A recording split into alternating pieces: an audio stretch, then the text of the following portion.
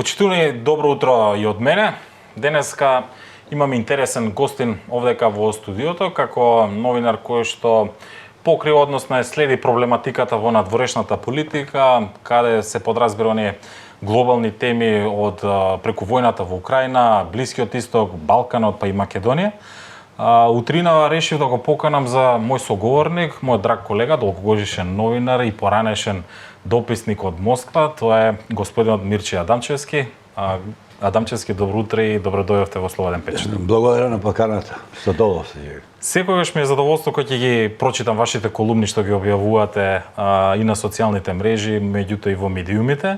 Интересно дека во вашиот наратив на текстови, односно во вашите поенти, секогаш изворно ги погодувате или ги пишувате руските погледи на војната во Украина, па би сакала тука некаде да започнеме и со првото прашање во однос на она што е последно во Украина. Имавме надмина веќе 1000 и не знам кој ден од руската инвазија во Украина, стотици милиони жртви, обиди, јалови за сега се уште за некакви мировни преговори по изборите во САД. Па можеме ли накратко што имаме во моментот во Украина?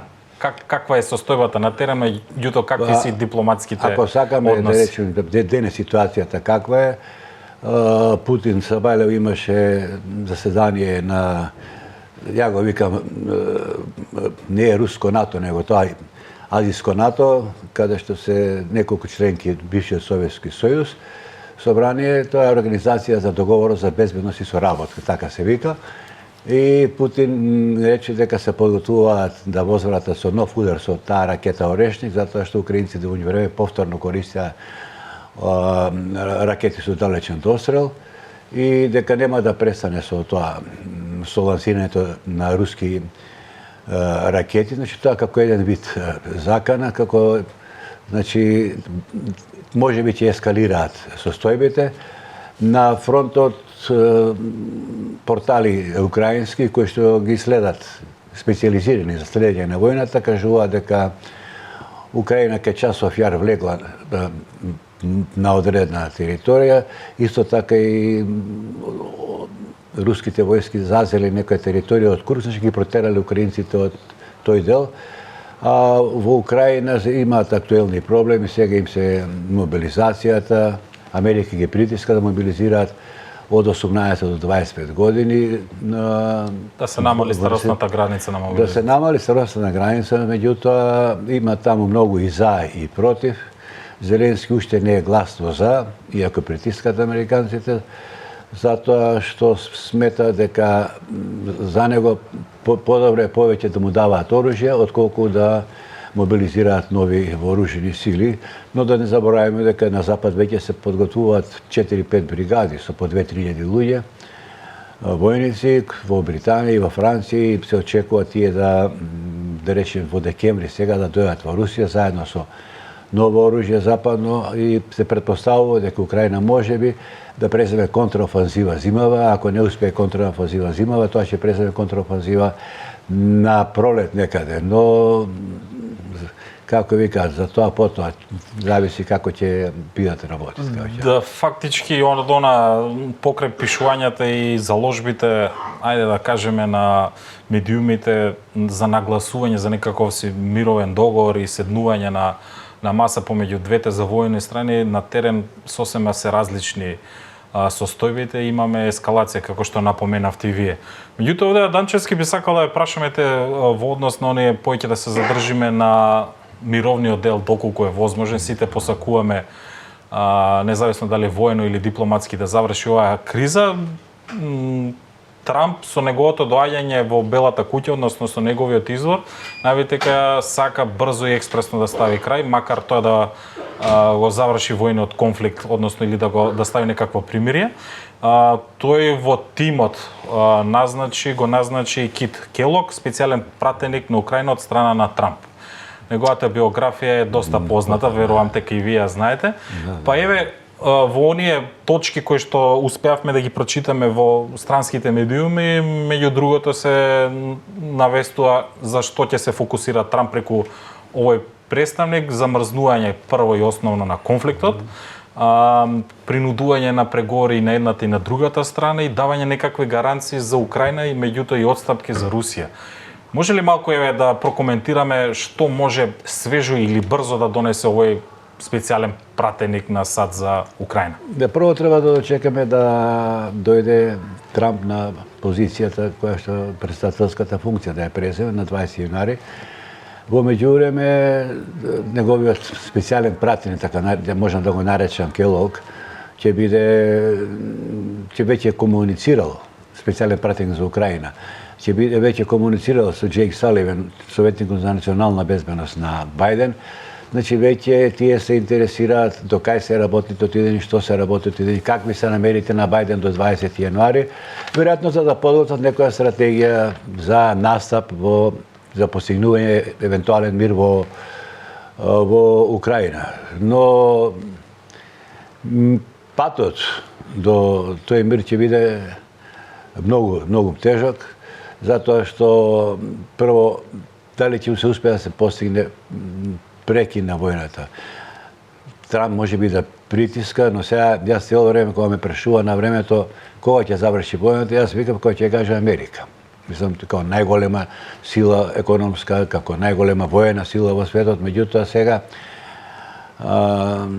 ситуацијата на теренот не е таква.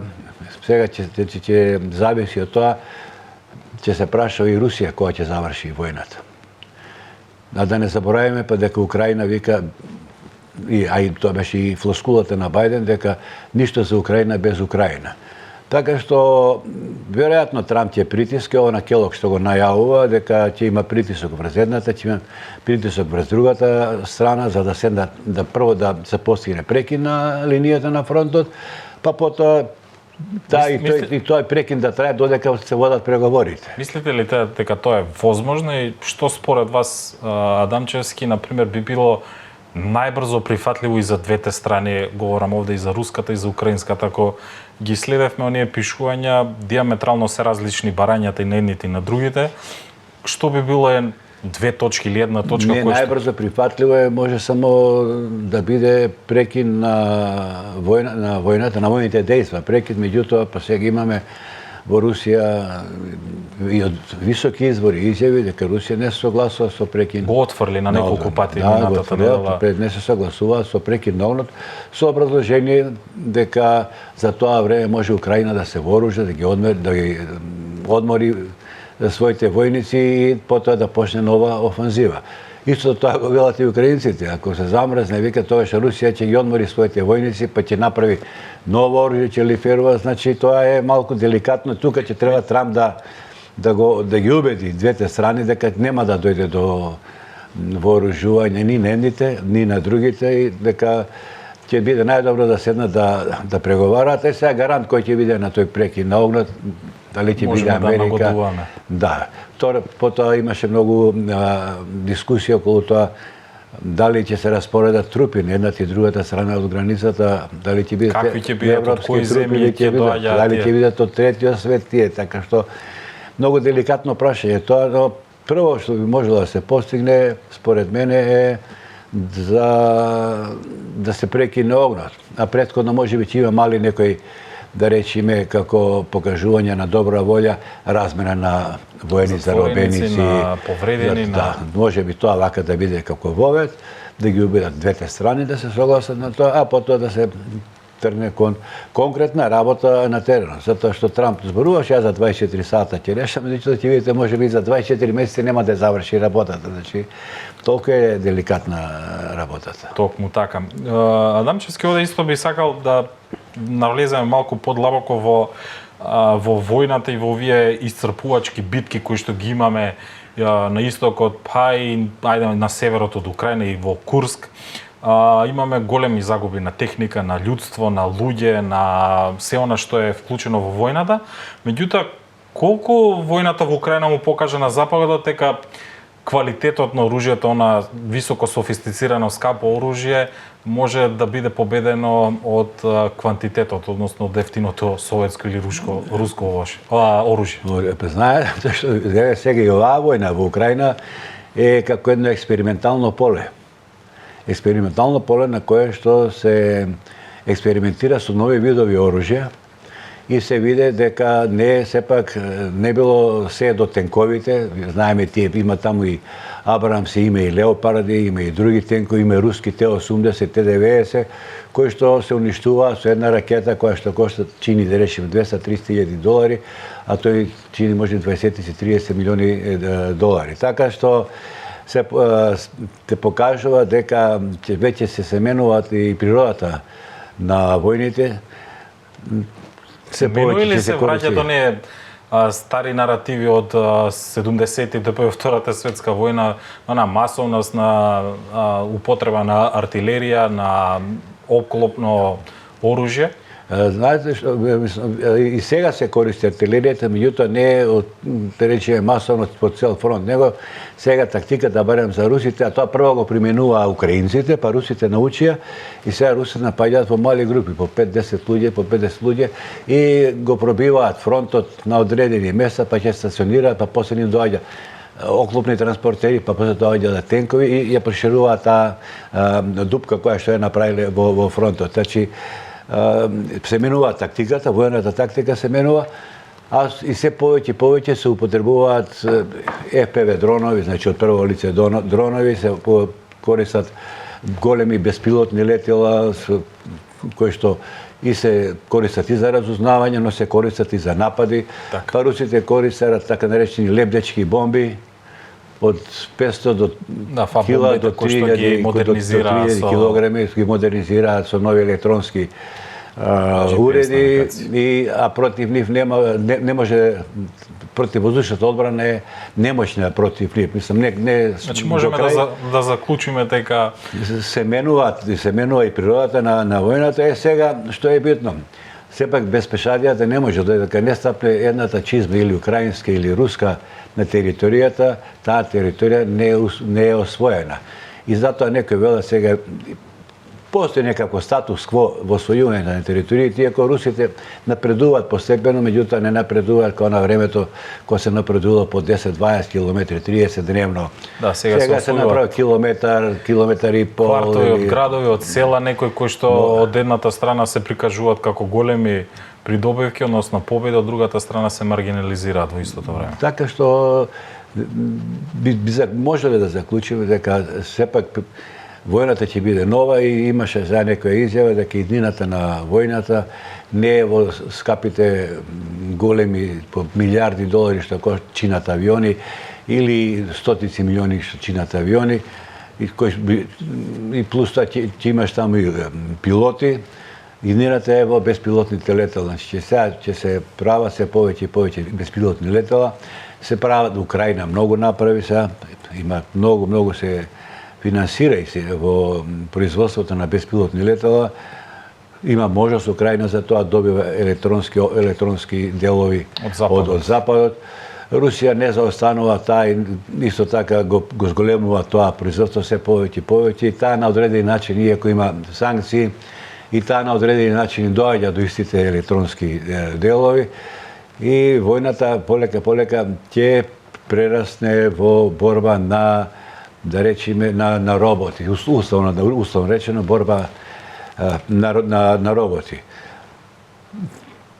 Така војната така ќе би, мислам, така ќе продолжи сега овие дни. Да, така ќе оди сега. Опасно се ако мислам многу е битно и пак и квантитетот на војската. Значи не реков не мислам на оружјето. Тоа е факт дека едната и другата страна квантитетот на колку е поброена војската, тогаш и тоа е ќе може да се направат поголеми и напади, вие може да користите за одбрана беспилотни летела или за напади, меѓутоа сепак одлучувачки е човечкиот фактор. Дамчевски, како би се одразил евентуалното или евентуалните мировни преговори во однос на рейтинзите кај двата председатели? Говорам овде и за Путин, говорам и за Зеленски. Путин беше реизбран, меѓутоа Зеленски ги отложи изборите во земјата бидејќи е во воена состојба.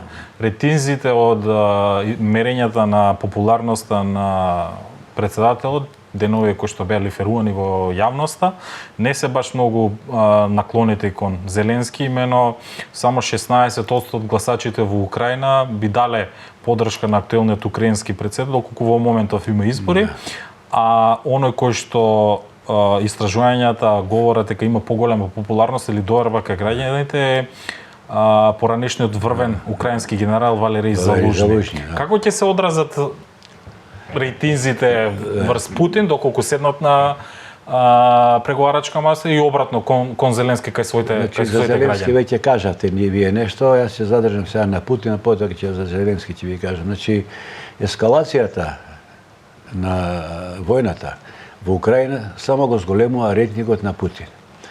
Јас уште кога започна мојата 2022 ви велев дека ќе биде најголема грешка ако Русија со својата пропаганда направи дека не војува со Украина, него војува со Западот. Затоа што во посвеста на Русија се уште Америка е најголемиот непријател. Иако кога беа затоплени односите пошта рейтингот за Америка да расте во Русија, меѓутоа во посвеста останато дека нормално од времето на студената војна дека тие се Британија, Америка, односно Западот е најголем противник. И сега Русија успеа тоа да го направи, во свеста на луѓето се враќа таа слика и тие сметаат дека ние не водиме војна против Украина, него водиме војна против Западот и рейтингот на Путин, тој е нашиот врховен командант, значи тој ја води нашата држава. Заблуда ли се русите ли? Па дали се во заблуда? Мислам дека не се во заблуда, затоа што според мене ова е прокси, значи посредна војна е на Западот со Русија, а топовско место се украинците и русите, нормално. Тие гинат. Така што ако почнат преговори сега мировни, тогаш многу ќе биде битно каков ќе биде епилогот од тие преговори. Ако Путин успе да во тие преговори да направи некаков резултат кој што нема да ги задоволи апетитите на одредени сили во Русија, па може и во армијата, може и кај јастребите, може ли да дојде до негова може да дојде, па да, нормално може да дојде и до бунта, може да дојде и до затоа што во Русија практиката покажува за време на Советскиот сојуз лидерите ги менува, не им правеа бунтови, него ќе собере, ќе ги повика, ќе ги смена. Така што иако Путин сега е многу силен, има околу себе многу и служби ова, но не знаеме како е внатре констелацијата, може да е шуплија, може да е празно, па да се чека моментот да направат, да го тргнат Путин. Значи, многу е битен резултатот. Иако секој ќе сака да покаже и Зеленски и Путин дека постигнал добар резултат и тука ќе има сега кампања во Русија. Направивме ова, не е она, загина, колку се според некој податоци, BBC, околу 70.000 руси има загинато.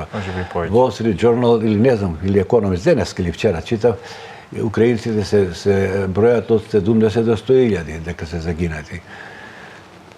Што се однесува пак до рейтингот на Зеленски, истото тоа што кажав за Путин важи и за Зеленски. Еве вие кажавте дека Валерий Залужни е фаворитот на украинците за наредните претседателски избори, ако бидат и кога зависи кога ќе бидат.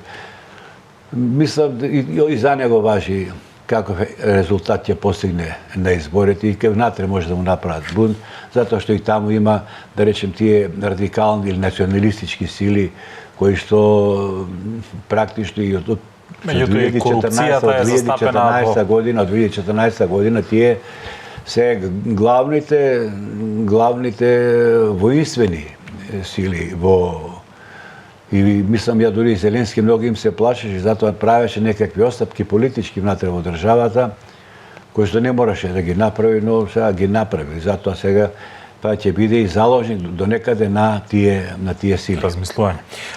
Господин Адамчевски, уште едно сосема кратко прашање на крајот на нашиот денешен разговор се однесува за она последна позитивна информација која што ни дојде пред некој ден од Блискиот Исток во однос на тоа дека Израел и Ливан проведоа договор, односно прекин на огнот со Хезболах. деталите од договорот претпоставам ги дзирневте, слично нешто како за Украина. Меѓутоа ме интересира дали може ваков еден ист договор да се преслика и за случувањата во Газа? Не може да се преслика од едноставна причина што станува збор дека за две држави, Израел и Либан. Значи не е Хезбола се тие таму населени, живеат таму. Значи не е се, да речеме, во Газа се само палестинците во прашање. Меѓутоа, либанската држава вика чекате, ние имаме војска, ние страдаме и ќе ги предупредат палестинците или ќе ги предупредат Хезбола, да не можеме ние да дозволиме да страда наше население и тоа постои пече друга опасност, да има внатре либанска војна меѓу палестинците и либанците. И сметам затоа е тука најден некој компромис. Либанците би веројатно ги притиснаа Хезбола повеќе дека не може да ти навистина тие нивна држава, таа не може да трпат активностите на Хезбола таму. И притиснати Хезбола се веројатно се согласија со она што им беше проложено од Америка.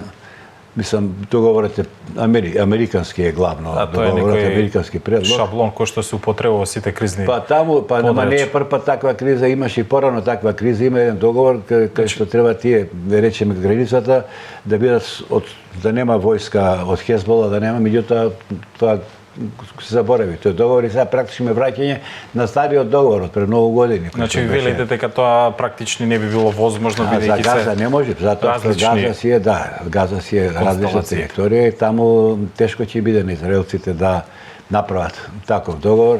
Американците ќе се трудат.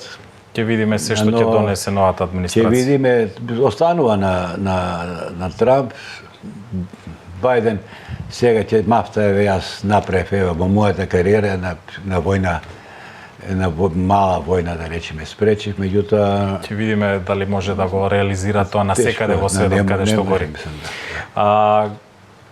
Мирча Адамчевски, ми беше задоволство што ова утро разговаравме за овие интересни за нас, можеби и за гледачите теми, а се однесува на Европа, војната во Украина и Блискиот Исток. За друг пат можеби ќе оставиме нешто да продискутираме за регионот и случувањата околу нас. Ви благодарам уште еднаш. Благодарам, ви стојам на располагање.